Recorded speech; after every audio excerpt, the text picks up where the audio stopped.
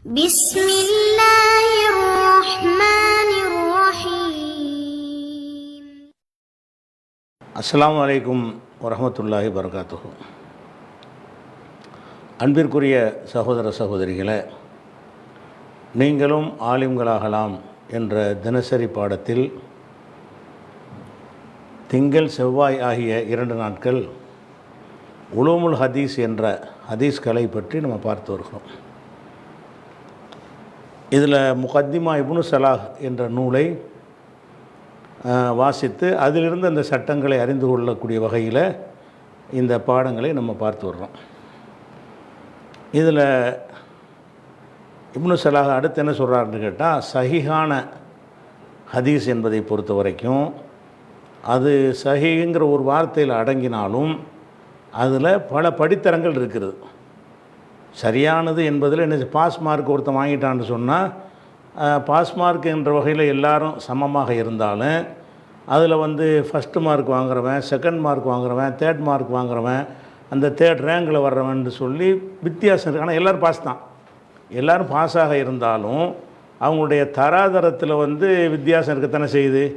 அதே மாதிரி தான் சஹீஹ் என்று சொன்னாலும் எல்லா சஹீஹும் சமமானது கிடையாது. சஹீஹான ஹதீஸுகளில் சிலது டாப் லெவலில் இருக்கும், ரொம்ப உயர்தரத்தில் இருக்கும். இன்னும் சில ஹதீஸுகள் நடுத்தரமாக இருக்கும். இன்னும் சில ஹதீஸுகள் பலவீனம் என்று சொல்ல முடியாத அளவுக்கு பரவாயில்லாமல் இருக்கும். ஆனால் இது எல்லாத்தையுமே சஹீஹ் என்று தான் சொல்லுவாங்க. இந்த விதியை இப்போ சொல்கிறார். இன்றைக்கி பாடத்தில் என்ன சொல்கிறாருன்னு கேட்டால், அந்த சஹீஹுடைய அந்த தரம் மாறுபட்டதாக இருக்கும், சமமானதாக இருக்காது. எதை வச்சு மாறுபட்டதாக இருக்கும் என்றால், என்ன ஷரத்துகளை நம்ம போட்டிருக்கிறோம். சஹீஹுக்கு ஷரத்து போட்டோம்ல, என்ன ஷரத்து போட்டோம்? சனது முத்தசிலாக சேர்ந்துருக்கணும், அதில் இருக்கணும், லாபித்தாக இருக்கணும், அப்படிலாம் போட்டோம்ல. இந்த தன்மைகள் எந்த அளவுக்கு அதிகமாக இருக்கிறதோ அந்த அளவுக்கு அதனுடைய ஹதீஸுடைய தரமும் உயர்ந்து விடும். இப்போ அதில் அறிவிப்பாளர் ஆதிலாக இருக்கணும்னு சொல்கிறோம். ஆதில் என்பதிலே வித்தியாசம் இருக்கத்தானே செய்யுது.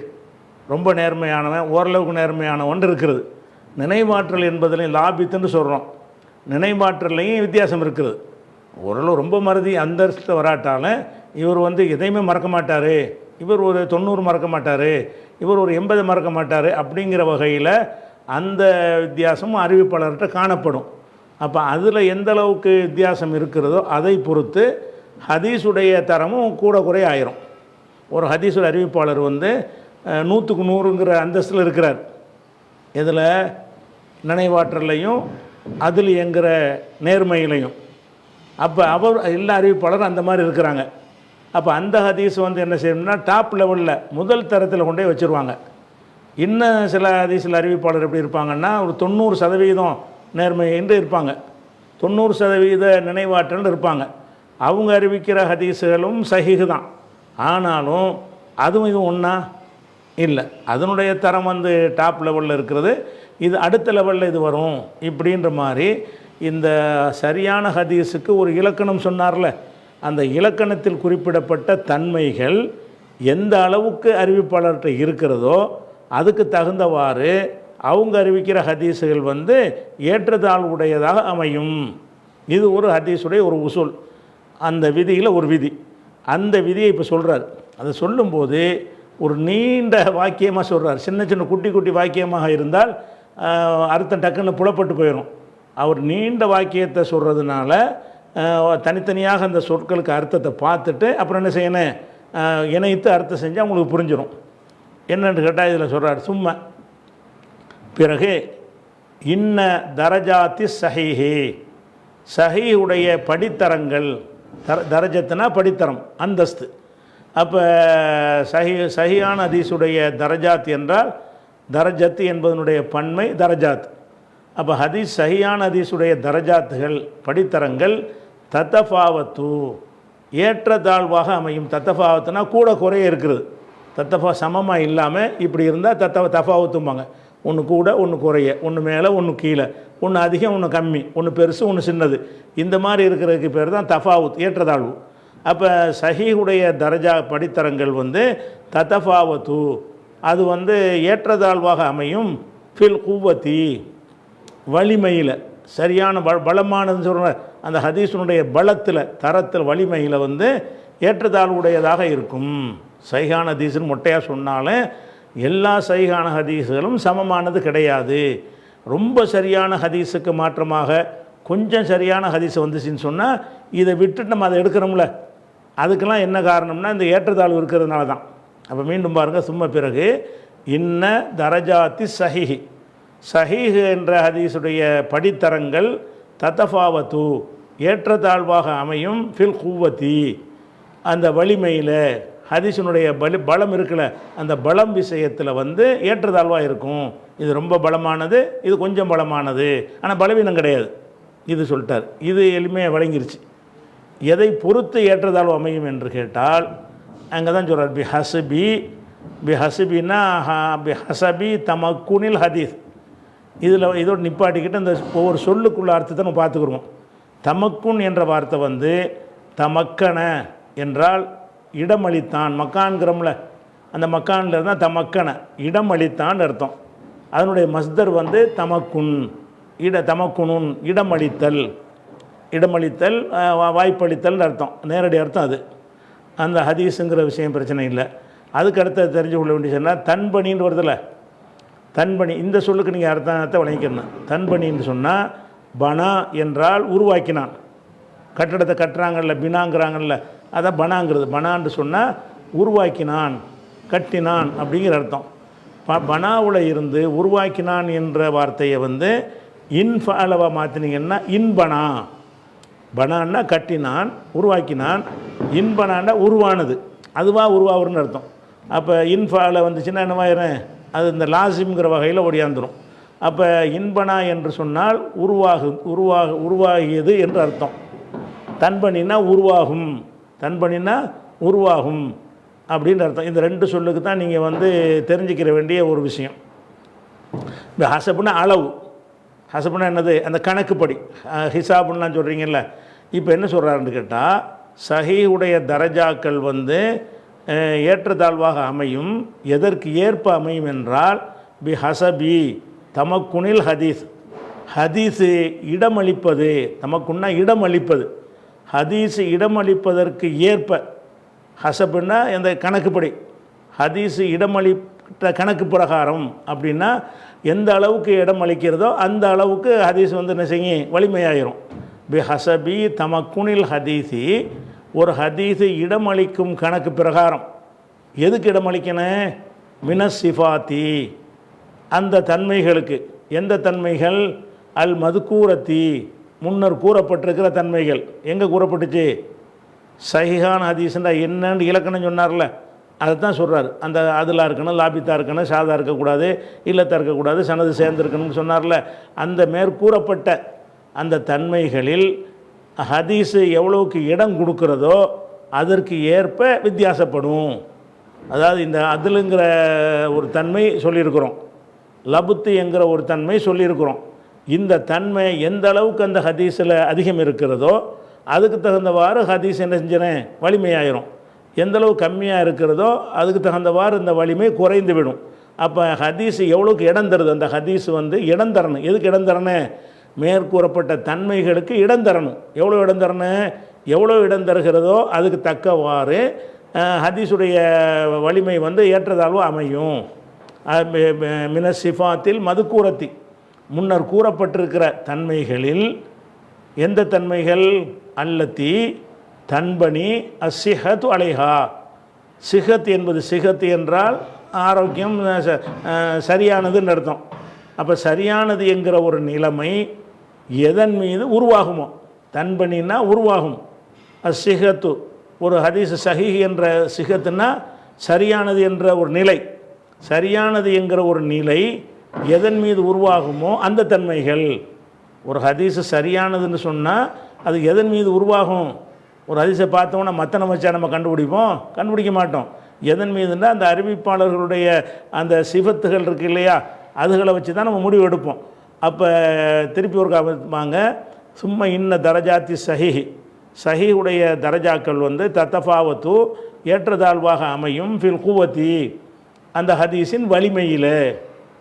ஃபில் குவத்தினா ஃபி குவத்தில் ஹதீஸ், அந்த ஹதீஸுடைய வலிமையில் தரஜாத்து வந்து என்ன செய்யும், ஏற்றத்தாழ்வாக அமையும். எதற்கு ஏற்ப பி ஹசபின்னா ஏற்பன்னு வச்சுக்கிறோங்க, கணக்குப்படின்னா அதோட ஏற்பன்னா நல்லாயிருக்கும். பி ஹசபி தமக்குனில் ஹதீஸி, ஒரு ஹதீஸ் இடமளிப்பதற்கு ஏற்ப. ஹதீஸு வந்து வித்தியாசப்படும், எதற்கு ஏற்ப வித்தியாசப்படும் என்று கேட்டால் பி ஹசபி தமக்குனில் ஹதீஸி, ஒரு ஹதீஸ் இடமளிப்பதற்கு ஏற்ப. எதுக்கு இடமளிக்கணும்? மின சிஃபாத்தில் மதுக்கூரத்தி, முன்னர் கூறப்பட்ட சிஃபத்துகளில் தன்மைகளில் ஹதீஸ் எவ்வளோ இடம் கொடுக்குது, மேற்கூறப்பட்ட தன்மைகளில் அந்த ஹதீஸ் வந்து எந்த அளவுக்கு இடம் அளிக்கிறது என்பதை பொறுத்து வித்தியாசப்படும். அந்த மேற்கூறப்பட்ட சிஃபத்துங்கிறதுக்கு ஒரு விளக்கம் கொடுக்குறார். எந்த சிஃபத்து? அல்லத்தி தம்பனி அஸ்ஸிஹத்து அலைஹா, எதன் மீது சிஹத்து என்பது உருவாகுமோ. சிஹத்து என்றால் சரி என்ற ஒரு முடிவு, சரியான ஹதீஸ் என்ற ஒரு முடிவு, சஹீஹ் என்ற ஒரு முடிவு. அதனால் வந்து எதன் மீது சிஹத்து உருவாகுமோ, உருவாகி இருக்கிறதோ அந்த தன்மைகள், எதன் மீது அந்த சரிங்கிற ஹதீஸுக்கு உருவாகிற தன்மை எது, அந்த அதில் லாபித்துன்னு சொன்னார்ல, அதுதான். அப்போ எதன் மீது சிஹத்து உருவாகுமோ அந்த தன்மைகளில் ஒரு ஹதீஸு இடமளிப்பதை பொறுத்து ஹதீஸுடைய வலிமை ஏற்றத்தாழ்வாக அமையும். இங்கேருந்து வந்தால் சரியாக வந்துடும். எங்கேருந்து வரணும்? தன்பண்ணி சிஹத் தொலைகா, இங்கேருந்து அர்த்தம் செய்யுங்க. முதல்ல எதன் மீது சிஹத் என்பது உருவாகுமோ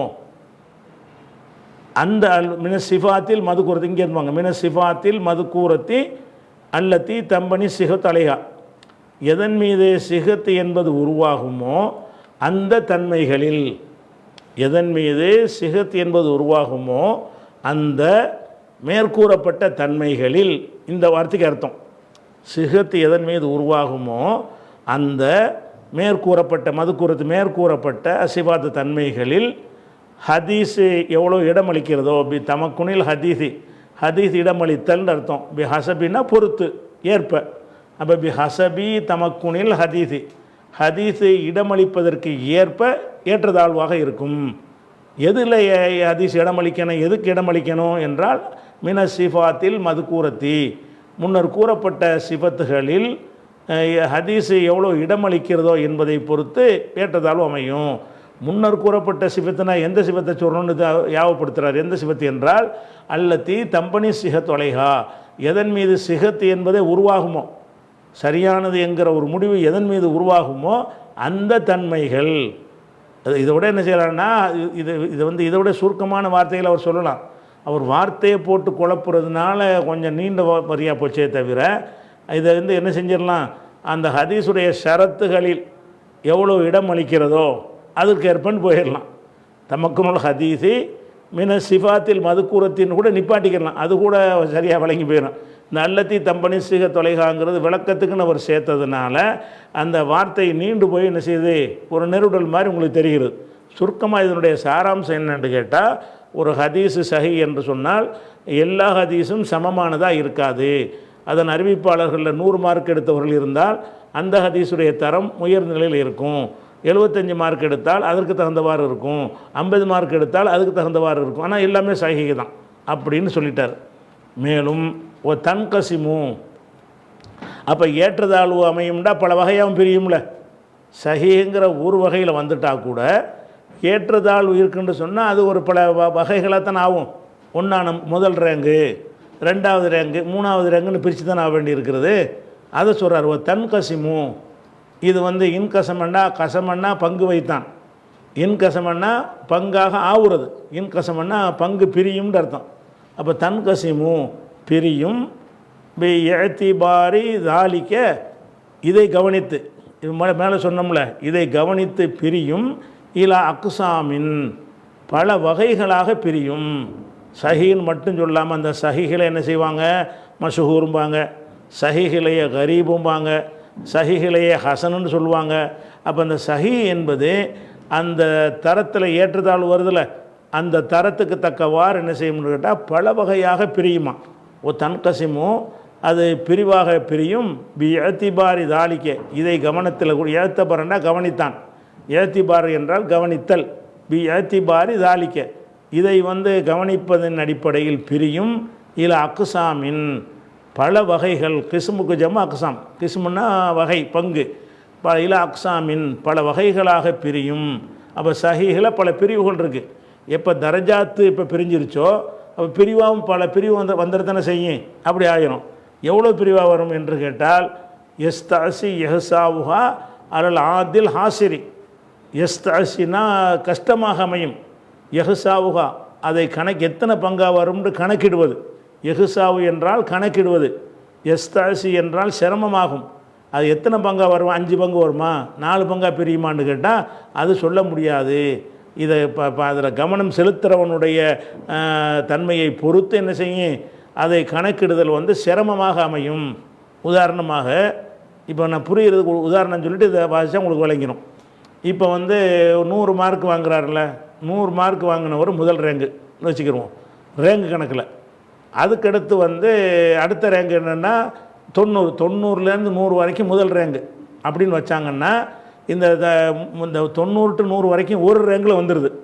ஒருத்தர் அப்படி கவனிப்பார், இன்னொருத்தர் எப்படி கவனிப்பார்னா 100 தான் முதல் ரேங்கு, 99 2வது ரேங்கு, 98 3வது ரேங்கு அப்படின்னு சொன்னார்னா இதை 10 பங்காயிரும். அது எந்த அளவுக்கு அவர் அந்த பங்கு வைக்கும்போது கவனத்தை செலுத்துகிறாரோ அதுக்கு ஏற்றவாறு இதனுடைய பங்குகள் அதிகமாக ஆகும். என்கசிமு தன்கசிமு பிரியும், ஏத்திபாரி தாலிக்க இதை கவனத்தில் கொண்டு பிரியும், இல அக்ஸாமின் பல வகைகளாக பல பங்குகளாக பிரியும். எஸ்தாசி அந்த பங்குகள் எப்படி இருக்கும் என்றால் எஸ்தாசி சிரமமாக இருக்கும். எஹசாவுஹா அதை எண்ணி சொல்வது, கணித்து சொல்வது அஹசாண்டா எண்ணி துல்லியமாக சொல்வது. அஹசானா என்னது, இதில் எத்தனை இருக்குன்னா 24,430 இருக்குது அப்படின்னு எண்ணி சொல்கிறோம்ல, அந்த நம்பர் போட்டு எண்ணி சொல்வது சிரமமாகிவிடும். அதில் ஆதுன்னா எண்ணி சொல்பவன், அத்தண்டா எண்ணினான். அத்த என்றால் அததுங்கிறோம்ல, அதில் உள்ளதான். அத்த என்றால் 1 2 3 எண்ணினான்னு அர்த்தம். ஆத்து என்றால் 1 2 3 எண்ணக்கூடியவன். அல் ஆதி எண்ணக்கூடியவனுக்கு சிரமமாகிவிடும். அல் ஹாசிரி அந்த வரையறுத்து என்றான்ல, ஹசரன்னா வரையறுக்கிறது, ஹசர் பண்ணுறது, இந்த வரையறுத்து எண்ணணும்னு சொல்லக்கூடியவர்களுக்கு அதை எண்ணி சொல்வது சிரமமாகிவிடும். அவ்வளோ பங்குகள் இருக்குதுல்ல.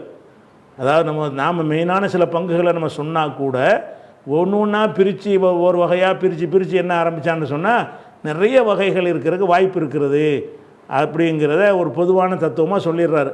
ஆனால் ஹதீஸில் லிமிட்டடாக தான் நெஞ்சிருக்கிறாங்க வச்சுருக்கிறாங்க. அது சஹீஹ் என்பதில் மஷூர், கரீபு, அசீஸ்ன்னு சொல்லி சில பங்குகளை வச்சுருக்கிறாங்க.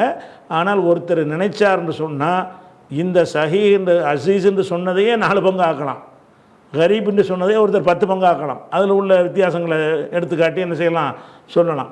அதனால் இதை எண்ணி சொல்வது சிரமம், அவ்வளோ பங்கு உள்ளுக்கு அடங்கி இருக்கும் அப்படிங்கிற ஒரு தன்கசிமோ இதில். அதாவது எண்ணி சொல்ல மாட்டேங்கிறார் இந்த புக்கில். அப்படிலாம் எண்ணி சொல்லலாம் முடியாது, பிரதானமான பங்குகளை சொல்லுவோமே தவிர இவ்வளோதான் என்று கேட்டால் இன்னும் அதை நுழைஞ்சு உள்ளே பார்த்தாங்கன்னு சொன்னால் அதை பல வகையாக பிரிக்க வாய்ப்பு இருக்கிறது.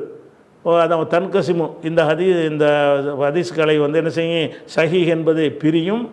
ஏத்திபாரி தாலிக்க இதை கவனத்தில் கொண்டு, எதை கவனத்தில் கொண்டு, இந்த தரஜாத்தில் வித்தியாசம் வருதில்ல அதை கவனத்தில் கொண்டு இல்லை அக்ஸாமின் பல பங்குகளாக பிரியும். அந்த பங்குகளில் எத்தனை பங்குகளாக பிரியும்னா அதை சொல்ல இயலாது. அக்ஸாமின் எஸ்தாசி எஹசாவுஹா அதை எண்ணி சொல்லுதல் சிரமமாக ஆகிவிடும். அலல் ஆதில் ஹாசிரி வரையறுத்து எண்ணக்கூடியவருக்கு சிரமமாக இருக்கும். அப்படிப்பட்ட பங்குகளாக இது பிரியும்னு சொல்லிடுறாரு. சாராம்சம் என்னென்று கேட்டால் ஹதீஸ் சஹீஹ் என்று சொன்னால் அதில் பல படித்தரம் இருக்குது, பல படித்தரங்களுக்கு பல பெயர்கள் இருக்கிறது. அதில் இன்னும் இப்போ பங்குகள் பிரிய வாய்ப்பு இருக்கிறது, அதை எண்ணிலாம் சொல்ல முடியாது, அம்புட்டு பிரிக்கலாம் அப்படின்னு முடிச்சிடுறாரு.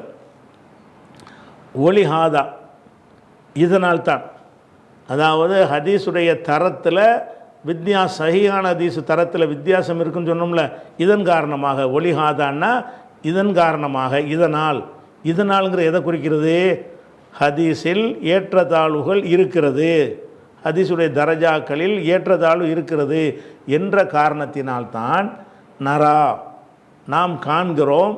அல் இம்சாக்குன்னா மௌனமாக இருக்கிறது, இம்சாக்குன்னா வாய்ப்புத்துறது, இம்சாக்குன்னா கருத்து சொல்லாமல் இருப்பது. அல் இம்சாக்க அறிஞர்கள்னு காக்கிறோம். நராண்டா எங்கே காண்கிறோம், நரா இந்த அஹ்லில் ஹதீஸ் கலையினரிடத்திலே நாம் காண்கிறோம். அல் இம்சாக்க மௌனம் காப்பதை காண்கிறோம். அனில் ஹுக்மி லி இஸ்னாதின் அவ் ஹதீஸின் ஒரு ஹதீஸுக்கோ ஒரு சனதுக்கோ, ஹதீஸ்னா ஹதீஸ் சனது, அனில் ஹுக்கும்னா முடிவெடுத்தல், அனில் ஹுக்குமி லி இஸ்னாதின் ஒரு இஸ்னாதுக்கு முடிவெடுத்ததை பற்றி, அவ் ஹதீஸின் ஒரு ஹதீஸுக்கு முடிவெடுப்பது பற்றி மௌனம் காக்கிறார்கள். எப்படி முடிவெடுப்பது? பி அன்னஹுல் அசஹு அல் இத்லாக்கி, பி அன்னஹுல் அசஹ் அதுதான் மிக சரியானது என்று சொல்வதை விட்டும் மௌனம் காக்கிறார்கள். சரின்னு சொல்லுவாங்களே தவிர அசஹ்ன்னு சொல்ல மாட்டார்கள். இந்த இடத்துல ஒரு வார்த்தையை விளைவிக்கணும். அதாவது சஹீஹ் என்றால் சரியானது. இதை இஸ்மு தஃப்லீலா சொன்னால் எப்படி சொல்லுவோம்? அசஹ் என்று சொல்லுவோம். அப்போ மிக சரியானது, மிக சரியானா இதான் டாப். இது கம்பேரிட்டிவ் டிகிரி தானே. இஸ்மு தஃப்லீல் அசஹ் என்பது இஸ்மு தஃப்லீல், அஸ்ஹூண்டு வரும், அது அசஹூண்டு ஆக்கிடுவோம். அஸ்ஹூன்னா மிக சரியானது. அப்போ ஒரு ஹதீஸை பற்றி சரியானதுன்னு எல்லாரும் சொல்லியிருப்பாங்களே தவிர அசஹ்ன்னு சொல்ல மாட்டேங்கிறாங்க, மிக சரியானதுன்னு வாய முடிகிறாங்க. ஏன்னாட்டா பல விஷயங்களை கவனிக்க வேண்டி இருக்கிறது, சஹீஹோடு நிப்பாட்டிக்கிடுவோம், இதுதான் முதல் தரத்தில் உள்ளதுன்னு சொல்வதாக இருந்தால் அப்போ அம்புட்டு ஹதீஸையும் எடுத்து அம்புட்டு அறிவிப்பாளையும் நோண்டி 2 பார வித்தியாசத்தெல்லாம் எடுத்து காட்டி அதுக்கு பிறகு எல்லாத்தையும் விட தான் டாப்பில் இருக்குன்ற முடிவுக்கு வந்த பிறகு தான் அசஹுங்கிற வார்த்தையை சொல்ல முடியும். சஹீஹ் என்பதிலேயே அசஹ் இருக்கிறது, சாதாரண சஹீஹ் இருக்கிறது. அசஹ் என்றால் மிக மிக சரியானது. மிக சரியான என்ன அர்த்தம்? இந்த கருத்தில் வர்ற மற்ற ஹதீஸோட கம்பேர் பண்ணி பார்க்கும் பொழுது இது டாப்பில் இருக்கிறது. அந்த கம்பேர்டு டிகிரியுடைய வாசகம் தான் எது? இஸ்மு தஃப்லீலுங்கிற வாசகம், அது அசஹுங்கிற வாசகம். அப்போ எல்லா அறிஞர்களும் என்ன செய்கிறாங்கன்னு கேட்டால் ஒரு ஹதீஸை பற்றி அசஹுன்னு சொல்வதற்கு 3 வாய முடிக்கிறாங்க, சஹீன்னு சொல்லிடுவாங்க. அசஹுன்னு சொல்கிறதா இருந்தால் பல ஹதீஸுகளை கம்பேர் பண்ணி சொல்லக்கூடிய வார்த்தை. அதனால் பல வகைகள் இருந்தாலும் அவங்க என்ன செய்கிறாங்கன்னு கேட்டால் தரஜாத்தில் வித்தியாசம் இருக்குது. அதனால் பேசாமல் அவசரப்பட்டு அசஹுன்னு சொல்லிட முடியாது, சஹீன்னு மட்டும் சொல்லிட்டு போயிடுவோம், பொதுவான வார்த்தையை சொல்லிட்டு போயிடுவோம், அமல் செய்கிறதுக்கு சஹீஹ் இருந்தால் போதும் தானே அப்படின்னு அறிஞர்கள் கருதுனாங்களாம். ஒலிகாதா இதன் காரணமாகத்தான் நரா நாம் காண்கிறோம் இந்த உலமாயில் ஹதீஸ் உலமாக்கள்கிட்ட நம்ம காண்கிறோம். என்னத்தை காண்கிறோம்? அல் இம்சாக்க வாய்ப்புத்தி இருப்பதை, மௌனத்தை காண்கிறோம். இம்சாக்குன்னா மௌனம்னு வச்சுக்கிறோங்க, மௌனத்தை காண்கிறோம். எதை பற்றி மௌனம்? அனில் ஹுக்குமி முடிவெடுப்பதிலே மௌனம். ஹுக்கும்னா முடிவெடுத்தல், முடிவெடுப்பதில் மௌனத்தை காண்கிறோம். என்ன முடிவெடுக்கிறது? எதுக்கு முடிவெடுக்கிறது? லி இஸ்னாதின் ஒரு இஸ்னாதுக்கு முடிவெடுப்பது. இஸ்னாதுன்னா அறிவிப்பாளர் வரிசைக்கு. அவ் ஹதீஸின் அந்த மத்தன் வரும்ல செய்தி அது. அப்போ இஸ்னாதுக்கோ ஹதீஸுக்கோ முடிவெடுப்பதில் மௌனம் காப்பதை நம்ம காண்கிறோம். எந்த முடிவெடுப்பது?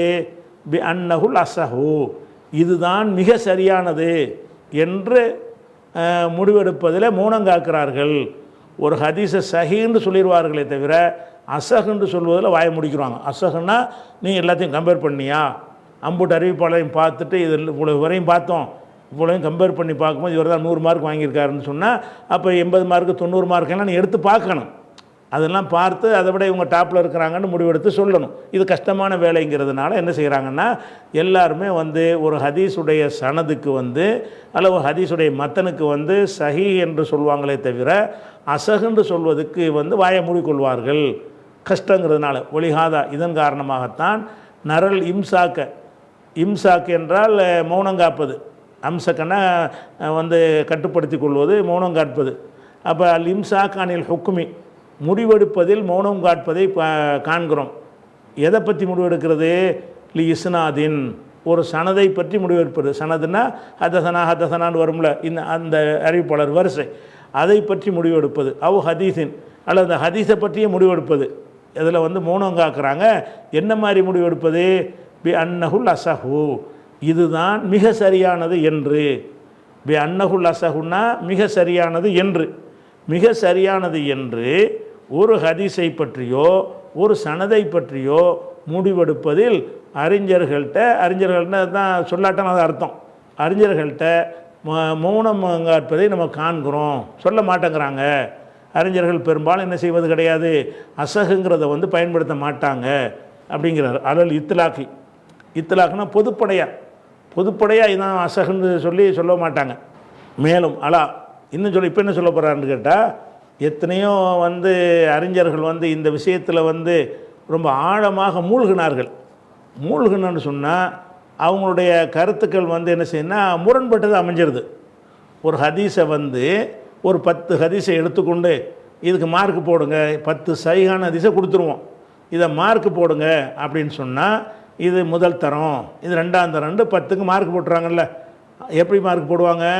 உள்ள இந்த விதிமுறைகள்லாம் ஆய்வு செய்வாங்க, ஒவ்வொரு அறிவிப்பாளருடைய டீட்டெயில்கள் பூரா கலெக்ட் பண்ணுவாங்க, எல்லா விஷயத்தையும் கலெக்ட் பண்ணி அந்த தன்மை எதில் கூட இருக்குன்னு பார்த்து முடிவெடுத்து ஒரு 10 ஹதீஸுக்கு முடிவெடுக்க சொன்னோம்னு சொன்னால் ஒருத்தர் 1 2 3 10க்கு நம்பர் போட்டுருவாரா? இன்னொரு அறிஞர்கிட்ட கொடுத்தா இவர் 1 போட்டதை 2 கொண்டே போட்டுருவார், இவர் 3 போட்டதை அவர் 1 கொண்டே போடுவார். அவங்களுடைய சொற்கள் வந்து என்ன செய்யணும்னா முரண்பட்டு அமைஞ்சிரும். மிக சரியானதுங்கிற கருத்துக்கு வரும் பொழுது ஒத்த கருத்தாக இருக்க மாட்டாங்க. ஒரு பார்வையில் இதுக்கு தான் ஃபஸ்ட்டு மார்க் கொடுக்கலாம் என்று சொல்லும் பொழுது இன்னொரு பார்வையில் அல்ல இதுதான் ஃபஸ்ட்டு மார்க்கு, அவருக்கு கிடைச்ச அறிவிப்பாளருக்கு கிடைச்ச கூடுதல் விவரத்துக்கு அடிப்படையில் அவர் வேறு ஒன்றுக்கு ஃபஸ்ட்டு மார்க்கு கொடுப்பார். ஒருத்தர் 8வது மார்க் உள்ளவரத்துக்கு ஃபஸ்ட்டு மார்க் கொடுப்பார், ஃபஸ்ட்டு மார்க் கொடுத்தவரத்துக்கு 8ல் கொண்டு போய் போட்டுருவார். அப்போ அறிஞர்கள் இதில் மூழ்கி போகும்போது என்ன செய்கிறாங்கன்னு கேட்டால் ஒரே மாதிரியாக அவங்க சொல்வது இல்லை. சஹீஹில் பல படித்தரங்கள் இருந்தாலும் அந்த படித்தரங்களுக்குள்ளே நுழைஞ்சிங்கன்னு சொன்னால் இதுதான் டாப்பு அப்படின்னு நுழைஞ்சிங்கன்னு சொன்னால் ஒத்த கருத்து வராது. அவரவர் கிடைத்த தகவல் வந்து வேறுபடும், அந்த தகவலில் அவர் செலுத்துகிற சிந்தனை வேறுபடும், அவருடைய பார்வைகள் ஒருத்தருக்கு ஒருத்தர் வேறுபடும். அதுக்கேற்றவாறு சிந்தித்து என்ன செய்வாங்கன்னா இதுதான் முதல் தரம்னு ஒரு ஹதீஸை சொல்லுவாங்க. இன்னொருத்தர் உட்காந்துக்கிட்டு இல்லை அது 3வது தரத்தெலாம் வரும்பார். இன்னொருத்தர் என்ன செய்வார், இதுதான் முதல் தரம்னு இன்னொரு ஹதீஸுக்கு போடுவார். ஒரு 10 ஹதீஸை கொடுத்து இந்த 10ஐயும் தரத்துக்கு ஏற்ப வரிசைப்படுத்துங்கள், 10 சஹீஹ் தான், அதை தரத்துக்கு ஏற்ப வரிசைப்படுத்துங்கள்னு சொன்னால் நம்ம மார்க் வாங்கி செய்கிறத ஈஸியாக கண்டுபிடிச்சிடும்ல. எத்தனை மார்க்குங்கிற வச்சு ஃபஸ்ட்டு செகண்ட் ஈஸியாக நம்ம பண்ணிடுவோம். அப்படிப்பட்டதாக இல்லாத காரணத்தினால இதை சிந்தித்து தான் முடிவு செய்ய வேண்டியிருக்கிற காரணத்தினால அவங்களுடைய சொற்கள் என்னவாகுதுன்னு கேட்டால் முரண்பட்டதாக இருக்கிறது. அதை ஒருத்தர் சொல்கிற மாதிரி இன்னொருத்தர் சொல்வது இல்லை. அது சொல்கிறார் அலா. மேலும் அலாங்கிறது வந்து ஒரு ஹர்ஃபில் வந்துச்சுன்னு சொன்னால் மீதுன்ற அர்த்தம். ஜெய்துன் அல சத்தஹி, ஜெய்து வந்து மாடியில் இருக்கிறான் இப்படின்ற இந்த மாதிரி வந்துச்சுன்னா மீதுன்ற அர்த்தம். அலா என்பது வந்து ஒரு வாக்கியத்தின் மீது வந்தால், அலாவுக்கு பிறகு ஒரு இஸ்மா வந்திருக்குது, இல்லை அண்ணன்னு வந்திருக்குது, அன்ன ஜமாத்தன் அப்படிங்கிற ஒரு பெரிய வாக்கியத்துக்கு முன்னாடி அலா வந்திருக்கு.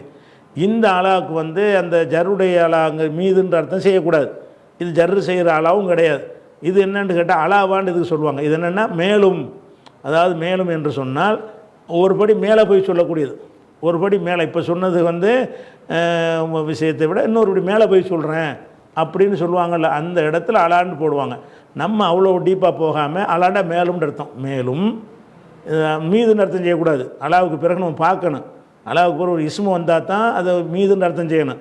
அலாவுக்கு பின்னாடி ஒரு வாக்கியம் வந்துருச்சுன்னு சொன்னால் அண்ணங்கிற இஸ்மு இல்லைல்ல, இந்த அண்ணங்கிற வார்த்தை இஸ்மு கிடையாது, இப்போ ஹர்ஃபு தானே. அப்படி வராமல் வந்துச்சுன்னு சொன்னால் அப்போ என்ன செய்யும்னா இந்த அலாவுடைய அர்த்தம் வந்து மாறிக்கிறோம், மேலும்னு அர்த்தம். அலா மேலும் அன்ன ஜமாஅத்தன் மின் ஐமத்தில் ஹதீஸி. ஹதீஸுடைய ஐமத்துங்கிற வார்த்தை வந்து இமாம் என்பதனுடைய ஜம்மு வந்து ஐமத். இமாம் என்கிற வார்த்தைக்கு ஜம்மு எப்படி சொல்கிறாங்க, ஐமத்துன், இமாம்கள் அப்படின்னு அர்த்தம். ஐமத்துல் ஹதீஸ்னா ஹதீஸுடைய இமாம்கள். அப்போ அலா மேலும் அன்ன ஜமாஅத்தன் மின் ஐமத்தில் ஹதீஸி, ஹதீஸுடைய இமாம்களில் ஒரு கூட்டத்தினர், ஒரு பெரிய ஒரு 1 2 பேர் இல்லை, ஒரு கூட்டத்தினர் வந்து ஹாலு, ஹாலனா மூழ்கினார்கள். ஹாலனா என்ன செய்கிறது, ஒரு கடலில் முத்து எடுக்கும்போது என்ன செய்வாங்க, உள்ள வரைக்கும் போய் நுழைஞ்சி முத்து எடுத்துகிட்டு வருவாங்கள்ல, அதுக்கு பேர் தான் ஹால, மூழ்குவது. ஹாலு மூழ்கினார்கள். கம்ரத்த தாலிக்க, இதனுடைய ஆழம் வரைக்கும் போய் மூழ்கினார்கள். மூழ்கி என்ன செஞ்சாங்கன்னா ஃபொல்லு தரப்பத்து அக்வாலுகும், அவங்களுடைய கருத்துக்கள் வந்து முரண்பட்டதாக ஆகிவிட்டது. அக்வால்னா அவங்களுடைய சொற்கள், கருத்துக்கள். அந்த ஹதீஸ் சரியாக தவறாங்கிற கருத்தை கேட்கும் பொழுது சரிங்கிறதுல எல்லாம் ஓகே தான், எது முதல் தரம் அப்படின்னு கேட்கும் பொழுது ஆளாளுக்கு ஒன்று சொல்கிறாங்க. நல்லா ஆழமாக மூழ்கி பார்க்குறாங்க. எவ்வளோக்கு மூழ்கிறாங்களோ அதுக்கு தகுந்தவாறு அவங்களுக்கு என்ன செய்கிறது, அந்த ஹதீஸை பற்றிய முடிவு வருகிறது.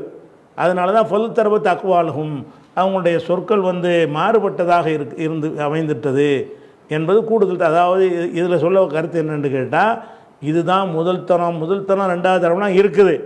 அதை முடிவு செய்ய புகுந்தால் ஆளுக்கு ஒன்று சொல்லுகிறார்கள். ஏன்னு கேட்டால் அவங்களுடைய பார்வைக்கு தகுந்தவாறு நம்ம பிரித்து நம்ம எடுத்துடலாம். ஆனால் அப்படி சொல்லி இருக்கிறார்கள். ஆளாளுக்கு என்ன செய்கிறாங்க, ஒரு அறிவிப்பாளரை பற்றி ஒருத்தருக்கு 10 விஷயம் தான் தெரியும், ஒரு அறிவிப்பாளரை பற்றி ஒருத்தருக்கு 20 விஷயம் தெரியும். அப்போ இவர் அந்த அறிவிப்பாளர் கொடுக்குற மார்க் வேறையாக இருக்கும், அவர் கொடுக்குற மார்க் வேறையாக இருக்கும்.